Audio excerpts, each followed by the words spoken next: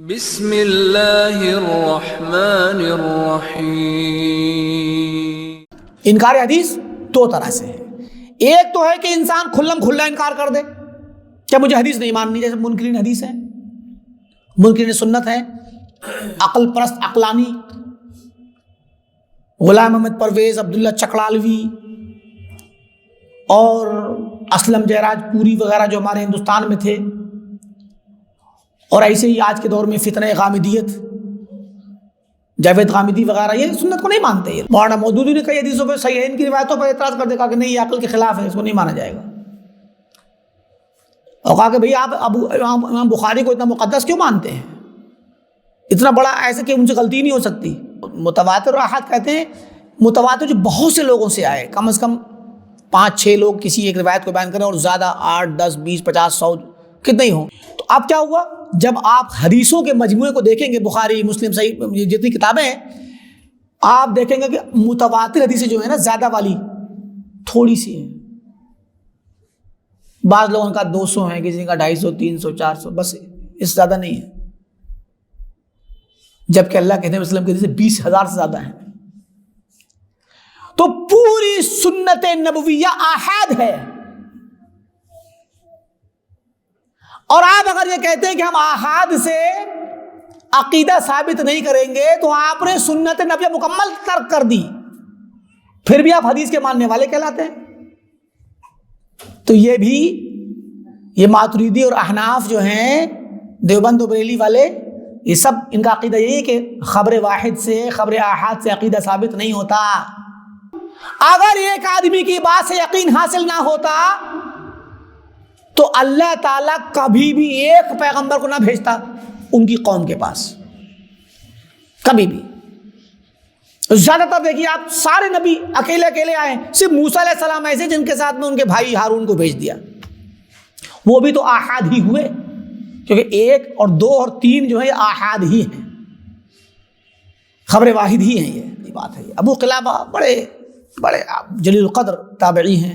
ایک اور ان سے قول ملتا ہے، ہم نے ذہبی کی سیر عالم النبلاء میں اس کو نقل کیا، کہ ایوب کہتے ہیں، ایوب سختیانی کے ابو قلابہ فرماتے ہیں، اذا حدثت الرجل بالسنہ، اگر تم کسی شخص کو سنت کی دلیل دو، یہ یہاں کتاب میں نہیں ہے، کہ اگر تم کسی شخص کو سنت سناؤ، حدیث سناؤ، حدیث کی دلیل دو اور حدیث پڑھ کر کے بتاؤ، فقال، اور وہ یہ کہے کہ دعنا من هذا، ارے سنت حدیث سے چھوڑو، ہات کتاب اللہ، قرآن سے دلیل لاؤ، قرآن سناؤ، وہ آدمی قرآن سے دلیل مانگے، فعلم انہ ضال، تو جان لو کہ وہ گمراہ ہے۔ کیوں؟ کیونکہ ان کے دور میں یہ شبہات شروع ہو گئے تھے، قرآن کو ہی اصل سمجھنا، حدیث کو کچھ نہ سمجھنا، انکار حدیث، انکار سنت۔ اور انکار سنت 2 طرح کا ہے، انکار حدیث 2 طرح سے ہے۔ ایک تو ہے کہ انسان کھلم کھلا انکار کر دے کہ مجھے حدیث نہیں ماننی، جیسے منکرین حدیث ہیں، منکرین سنت ہیں، عقل پرست عقلانی، غلام محمد پرویز، عبداللہ چکڑالوی اور اسلم جیراج پوری وغیرہ جو ہمارے ہندوستان میں تھے، اور ایسے ہی آج کے دور میں فتنہ غامدیت، جاوید غامدی وغیرہ، یہ سنت کو نہیں مانتے یہ لوگ، اور بہت سارے لوگ ہیں، انہی میں بعض ایسے بھی ہیں جو سنت اور حدیث کی عزت تو کرتے ہیں، مگر بعض حدیثوں کو پورے طور پر نکارتے کہ نہیں، یہ حدیث صحیح نہیں ہے، ہم نہیں مانیں گے اس کو، جیسے جماعت اسلامی نے کیا۔ مولانا مودودی نے کئی حدیثوں پہ صحیح ہے، ان کی روایتوں پر اعتراض کر دیا کہ نہیں، یہ عقل کے خلاف ہے، اس کو نہیں مانا جائے گا، اور کہا کہ بھئی آپ امام بخاری کو اتنا مقدس کیوں مانتے ہیں، اتنا بڑا، ایسے کہ ان سے غلطی نہیں ہو سکتی ہے، کہ وہ حدیث جو 2-3 احادیث ہیں، ایک تو ابراہیم علیہ السلام کے 3 جھوٹ والی روایت ہے، اور ایک حدیث ہے سلیمان علیہ السلام والی، کہ کہا کہ میں اپنی بیویوں کے پاس، سب کے پاس ایک ہی رات میں جاؤں گا۔ تو اب اس طرح کی روایتیں ہیں آئی ہوئی ہیں، اور ان کو کہا کہ نہیں، یہ عقل کے خلاف ہے، ایسا ہو ہی نہیں سکتا۔ اب اس میں آپ حساب کتاب لگا رہے ہیں کہ ایک آدمی بیوی کے پاس جائے تو کتنی دیر رہے گا، تو ایک رات میں 100-1000 بیویوں کے پاس کیسے جا سکتا ہے؟ آپ ٹائمنگ لگائیں گے تو بھی ظاہر ہے کہ جو ہے کیا نام ہے اس طریقے سے تو عقل پہ نہ تولا آپ نے. تو ان چیزوں کو عقل سے رد کر دیا گیا. ابراہیم علیہ السلام کے متعلق کہا کہ جھوٹ کذبات ثلاث والی روایت کو ابراہیم علیہ السلام کی طرف منسوب کی گئی، صحیح بخاری کی روایت ہے، تو کہا کہ جو ہے یہ صحیح نہیں ہے. تو ایسے جزوی طور پہ کسی حدیث کا انکار کرنا، جزوی طور پہ، تو یہ بھی انکار حدیث ہے. اور ایک انکار حدیث کی قسم یہ ہے، یا ایک تو ہوگا کلی انکار، ایک جزوی انکار. اور ایک انکار حدیث کی شکل یہ ہے کہ انسان حدیث کو مانتا تو ہے مگر متواتر اور آحاد کی دو تقسیم کرنے کے بعد، کہ متواتر اور آحاد کہتے ہیں متواتر جو بہت سے لوگوں سے آئے، کم از کم 5-6 لوگ کسی ایک روایت کو بیان کریں، اور زیادہ 8, 10, 20, 50, 100 کتنے ہی ہوں، تو کسی بھی واقعے کو اگر 5-6 لوگ بیان کریں گے آپ کو، تو آپ کو یقین ہو جاتا ہے کہ بات صحیح ہوگی. اور 10-20 لوگ بیان کریں، 100 لوگ پورا گاؤں بیان کریں، پورا شہر وہی بات بیان کرے، تو پھر وہ یقین ہو جاتا ہے نا کہ بات صحیح ہے. تو اس کو متواتر کہتے ہیں. تواتر، آگے پیچھے لوگ آ رہے ہیں بیان کر رہے ہیں، وہی بات ہر کوئی بیان کر رہا ہے، تو تواتر کے ساتھ بیان کر رہا ہے، تو اس کو متواتر کہتے ہیں. کم از کم 4-5 لوگ ہوں، 5 لوگ کم سے کم، کچھ لوگوں کا 10 ہونا چاہیے کم سے کم، اور ان سے زیادہ کتنے بھی ہوں. تو لیکن آحاد کہتے ہیں کہ کوئی یا تو ایک شخص ہو روایت بیان کرنے والا تو اسے غریب کہیں گے، 2 لوگ ہوں تو عزیز کہیں گے، 3 لوگ ہوں تو مشہور کہیں گے، بعد میں 4 کو مستفیض کہا تو کہ تو 2-3 لوگ ہوں گے تو آحاد ہوگا نا، کوئی. اب یہ تقسیم اس اعتبار سے تو ٹھیک ہے کہ بھائی جو بھی روایت، جو بھی خبر آپ کے پاس آتی ہے، چاہے وہ دنیاوی واقعے کی خبر ہو یا کتاب و سنت یا حدیث کی خبر ہو، حدیث بھی ایک خبر ہے، تو آپ کے پاس اگر خبر آ رہی ہے تو کبھی تو ایک ہی بندہ لے کے آئے گا، اس خبر کو سنانے والا کوئی اور ہے ہی نہیں. کبھی 2 لائیں گے، کبھی 3 لائیں گے، کبھی بہت زیادہ لوگ لائیں گے، 4, 5, 6, 8, 10. تو اس اعتبار سے حدیث کی تقسیم 2 حصوں میں کرنا کہ ایک متواتر جس کو 5 یا 4, 5 یا زیادہ لوگ لائیں، اور ایک آحاد جس کو کبھی ایک لائے تو اس کو غریب کہیں گے، کبھی 2 لائیں ایک ہی حدیث کو 2 لوگ بیان کریں تو اس کو عزیز کہیں گے، کبھی 3 لائے تو اس کو مشہور کہیں گے، اور ان کے اوپر جو آئیں وہ متواتر ہیں. تو اس طرح سے 2 حصوں میں بانٹنا یہ تو ٹھیک ہے کہ بھئی واقعہ اور امر واقعہ، ریالٹی کیا ہے، اصلی حقیقت میں اس طرح سے روایتیں آئی ہیں، تو ٹھیک ہے آپ کہہ دیجئے کہ یہ 1 والی روایت ہے، یہ 2 والی، یہ 3 والی، یہ زیادہ والی. ٹھیک. یہ تقسیم کرنے کے بعد یہ کہنا اب اس کے نتیجے میں کہ متواتر حدیث جو ہوگی، جو زیادہ لوگوں سے آئے گی، اس سے تو ہم عقیدہ اخذ کریں گے، عقیدے کی بات اس سے لے لیں گے، عمل کریں گے. مگر واحد 1 والی آئے گی، 2 والی، 3 والی آئے گی، ان کو آحاد کہتے ہیں، گنے چنے لوگوں سے آنے والی روایت. ان سے آنے والی حدیث سے ہم عقیدہ ثابت نہیں کریں گے. تو آپ نے پھر ان حدیثوں کو، ان کا ہونا نہ ہونا برابر ہو گیا آپ کے نظر میں، آپ عقیدہ ثابت ہی نہیں کرتے. تو اب کیا ہوا، جب آپ حدیثوں کے مجموعے کو دیکھیں گے، بخاری، مسلم، صحیح جتنی کتابیں ہیں، آپ دیکھیں گے کہ متواتر حدیثیں جو ہیں نا زیادہ والی تھوڑی سی ہیں. بعض لوگوں کا 200 ہیں، کسی کا 250, 300, 400، بس اس سے زیادہ نہیں ہے. جبکہ اللہ کے نبی وسلم کے حدیثیں 20,000 سے زیادہ ہیں. تو پوری سنت نبویہ آحاد ہے. اور آپ اگر یہ کہتے ہیں کہ ہم آحاد سے عقیدہ ثابت نہیں کریں گے تو آپ نے سنت نبویہ مکمل ترک کر دی، پھر بھی آپ حدیث کے ماننے والے کہلاتے ہیں. تو یہ ماتریدی اور احناف جو ہیں، دیوبند و بریلی والے، یہ سب ان کا عقیدہ یہی ہے کہ خبر واحد سے، خبر آحاد سے عقیدہ ثابت نہیں ہوتا. تو بہت ساری حدیثیں جو آتی ہیں آپ پڑھتے ہیں، ہم لوگ عقیدہ ثابت کرتے ہیں ان سے، وہ کہتے ہیں خبر واحد اس سے عقیدہ کہاں ثابت ہوگا، چھوڑیے، عقیدہ اس سے بنے گا ہی نہیں، عقیدہ اس سے بنے گا نہیں. بلکہ اس کو رد کرنے کے لیے ہم بہت بار بیان کر چکے ہیں کہ یہ بات بذات خود غلط ہے کہ واحد کی خبر سے عقیدہ ثابت کیوں نہیں ہوگا. اللہ تعالیٰ نے کتنے نبی بھیجے؟ آخری نبی کتنے ہیں؟ 1 ہے کہ 10 ہیں؟ نبی تو ایک ہی ہے نا. اور ایک نبی ہمیں بتا رہا ہے کہ اللہ نے یہ کہا، واحد ہی تو خبر دے رہا ہے. یہاں سے لے لیجیے آپ، نبی صلی اللہ علیہ وسلم نے یمن بھیجا معاذ رضی اللہ عنہ کو اکیلے، اور کیا کہا؟ جا کے توحید کی دعوت دو، پہلی دعوت توحید ہونی چاہیے، اللہ کی عقیدے کی دعوت۔ یمن بھیج رہے ایک شخص کو، ایک شخص کی بات مانی کہ نہیں مانی یمن والوں نے؟ ساری پوری زندگی اللہ کے نبی صلی اللہ علیہ وسلم کی پوری زندگی، انبیاء سارے انبیاء واحد ہیں، اپنے اپنے زمانے میں اکیلے ہیں اور واحد کی خبر مانتے بھی ہیں، چاہے کیسی بھی خبر ہو، اس سے کوئی تصدیق، اس میں کوئی وہ نہیں کہا جاتا کہ جو ہے عقیدے کی بات مانی جائے گی دوسری نہیں مانی جائے گی، یہ بیکار کی بات، یہ سب علم کلام کی باتیں ہیں۔ یہ دیکھیے آپ، یہ علم کلام ہی کا شوشہ ہے کہ واحد والے انسان سے خبر احاد سے عقیدہ ثابت نہیں ہوگا۔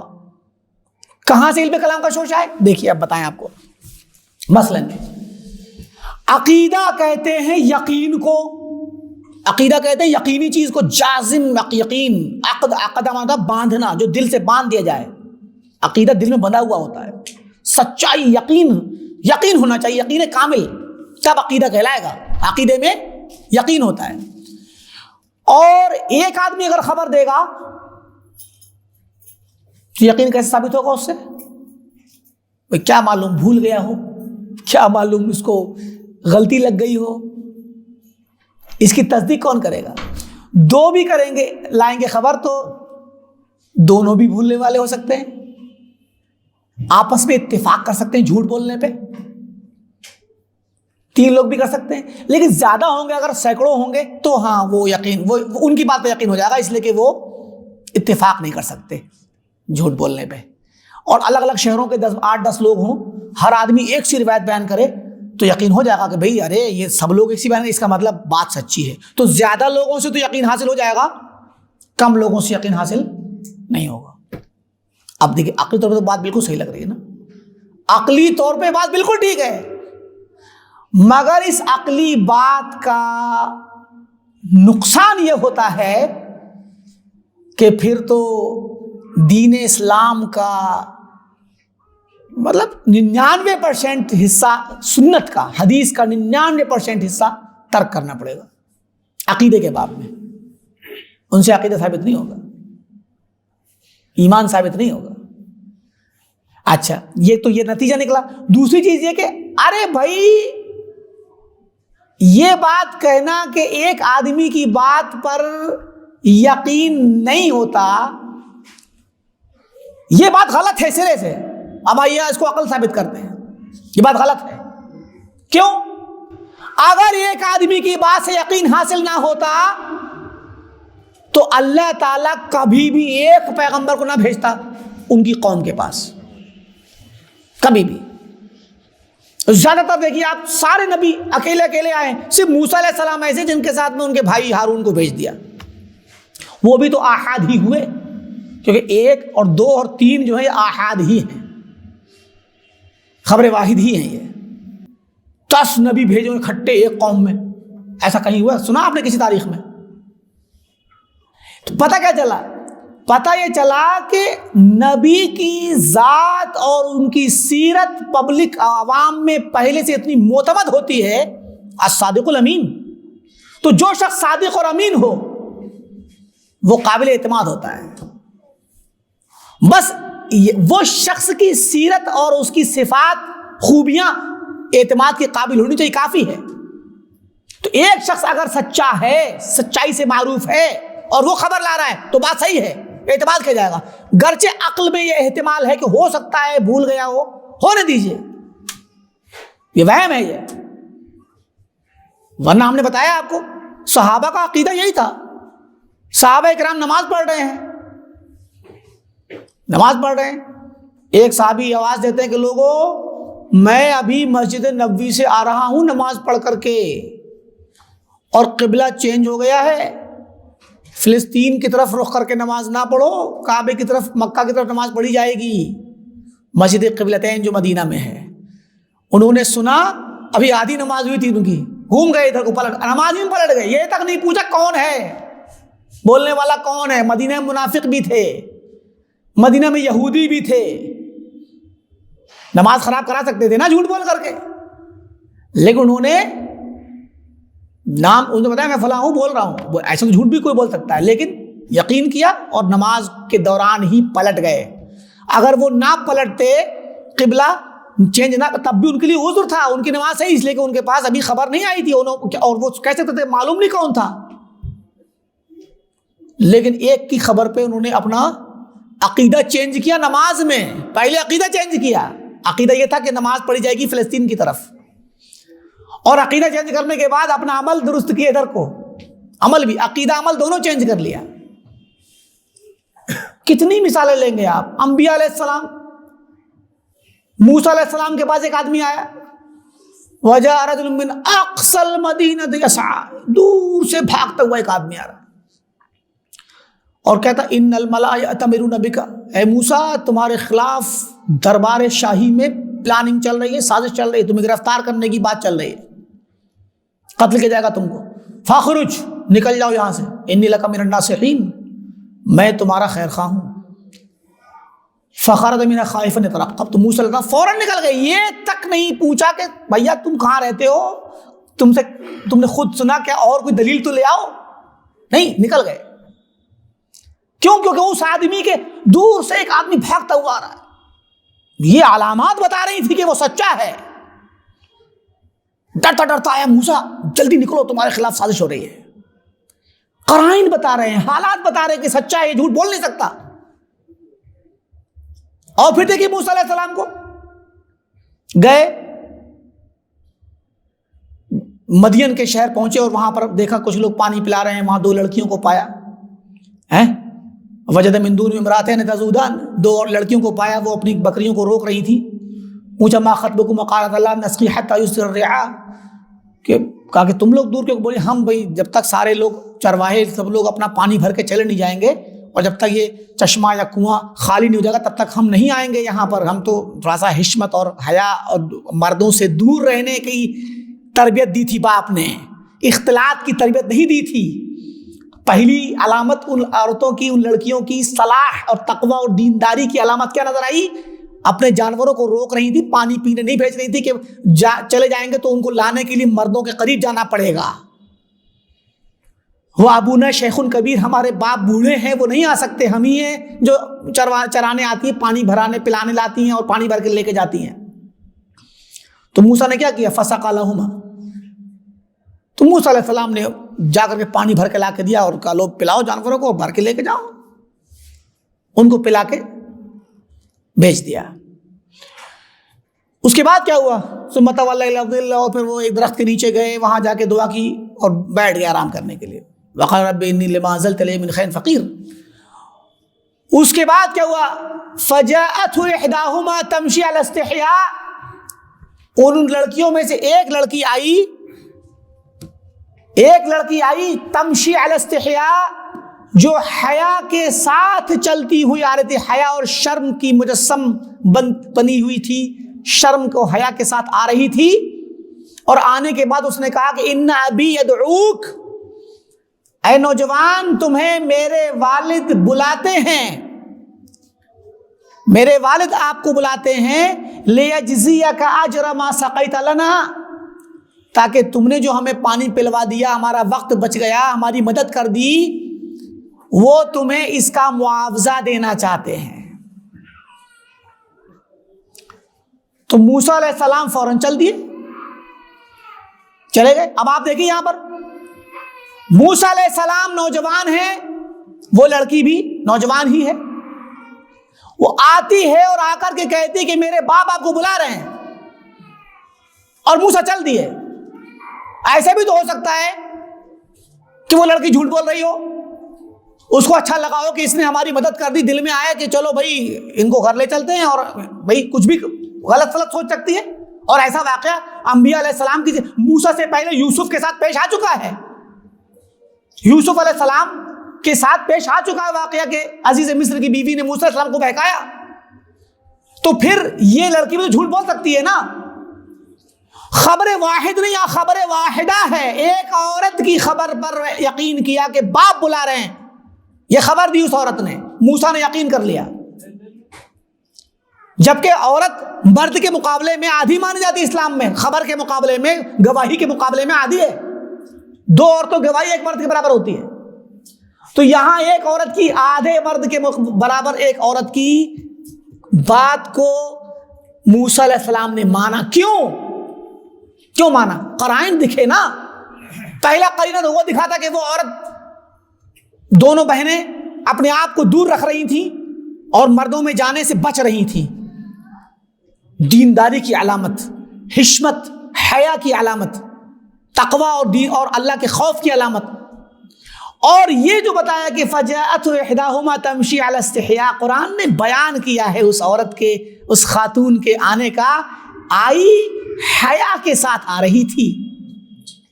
اس کا حیا کے ساتھ آنا یہ دینداری اور سچائی کی علامت ہے. موسیٰ نے فوراً تصدیق کر دی اور چلے گئے گھر. حالانکہ سوچا جائے عقل سے تو شیطان بہکا سکتا ہے اس عورت کو اور جھوٹ بول کر کے وہ ان کو لے جائے، ہے کہ نہیں؟ لیکن موسیٰ علیہ السلام نے قرائن دیکھے، حالات دیکھے اور چلے گئے. تو یہ خبر واحد پر یقین کیا کہ نہیں کیا؟ انبیاء کی زندگی خبر واحد پر چلتی ہے. صحابہ خبر واحد کو مانتے تھے. نبی صلی اللہ علیہ وسلم نے خط بھیجے، خطوط بھیجے بادشاہوں کے پاس، تو 5 صحابہ کو بھیجا کہ ایک ساتھ خط لے کر کے، ایک صحابی گیا، ایک صحابی.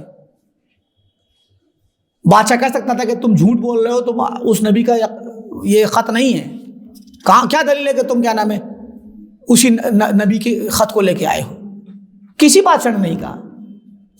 تو مراد کیا ہے؟ یہ سب من گھڑت علم کلام کی باتیں ہیں جن کے ذریعے دین اسلام کی ان باتوں کو کمزور کیا گیا اور حدیث کو کمزور کیا گیا.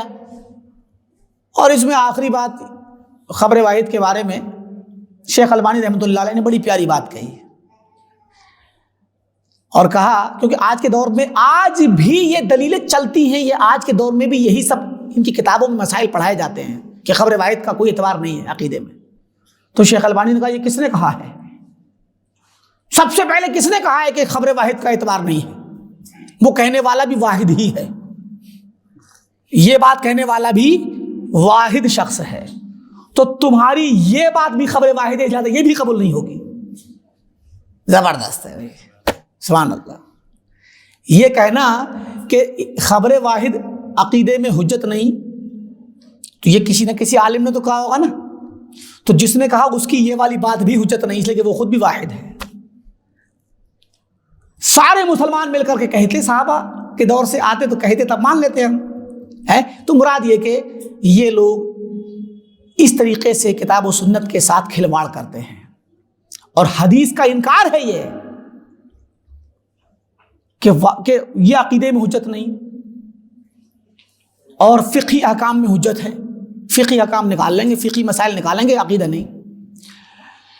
تو ابو قلابہ نے کہا کہ اگر تم دیکھو کہ کوئی انسان تم اسے حدیث سناؤ اور وہ کہے کہ نہیں قرآن لاؤ، تو سمجھ لو کہ وہ گمراہ ہے. ابھی آپ سنت کی باتیں سنائیے، حدیث کی دلیلیں دیجئے، تو یہ کیا کہیں گے؟ ان کا فقہی مذہب، احناف کا فقہی مذہب پورا کا پورا قرآن کریم کے عمومیات پر چلتا ہے. چند حدیثیں ہیں، بمشکل چند حدیثیں ملیں گی آپ کو، ورنہ سب ضعیفی روایتوں سے، مراسیل سے یہ وہ کرتے ہیں دلیل. ورنہ عمومی جو منہج ہے امام ابو حنیفہ رحمۃ اللہ علیہ کا، وہ قرآن کے عموم ہے. حدیث پیش کر دی کہ منع کر دیتے.